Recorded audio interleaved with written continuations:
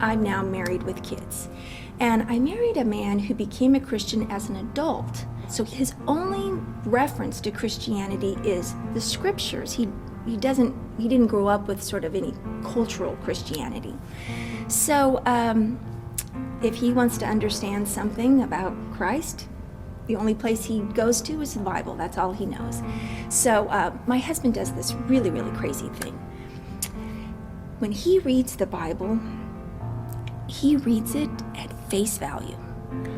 I mean, when he reads a verse like, the gospel of Jesus Christ is the power of God unto salvation, he actually believes that the gospel of Jesus Christ is the power of God unto salvation. And another verse like, God causes you to be born again, he actually believes God causes you to be born again.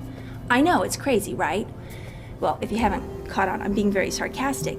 But in all honesty, that was very crazy to me. I mean, for my husband to fulfill the Great Commission, it was a very simple thing for him. Oh, okay, the power's in the gospel, so we tell people the gospel, and God causes them to be born again. Great, let's go do it. And I'm thinking, whoa, cowboy, you can't just like charge out and do that. And my husband's going, well, why not? That's just what it says here. And I'm going, but honey, that's not what it means. Let me explain to you what those verses really mean. See, you have to jump over many, many hurdles before you ever get near the gospel. And my husband's going, really? That's what those verses mean? I said, yes. So let me explain these to you. See, the first thing you have to do is you have to develop a long, deep friendship with somebody. And in that friendship, you have to jump over another hurdle of doing many good deeds for them. You know, bring them dinners when they're sick and mow their lawn when their back's out and babysit their kids for free so that they can have date nights.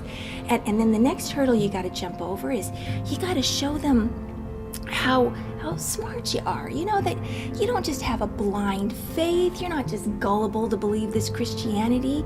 You can prove to them the religion of evolution and the scientific facts of creationism.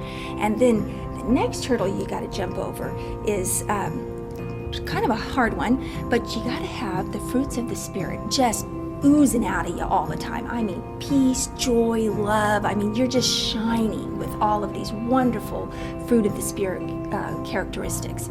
And then you got to have a marriage that is just one of these jaw-dropping, fantastic marriages that makes everybody around you just say, how do they do it? And then your next hurdle is your kids. Well, your kids got to make the Duggar kids look like juvenile delinquents. I mean, your kids just have to be the most God-honoring, glorifying children ever. And then after that, the next hurdle is that you need to wait for them to come and ask you, why do you just shine in your marriage and your kids and you're just everything about you so awesome? What makes you so different? And then you tell them how Jesus improved your life, how things are better now that you're a Christian. And then the next hurdle is you invite them to church, but like to a fun activity, you know, something with a jump house and donuts and great music.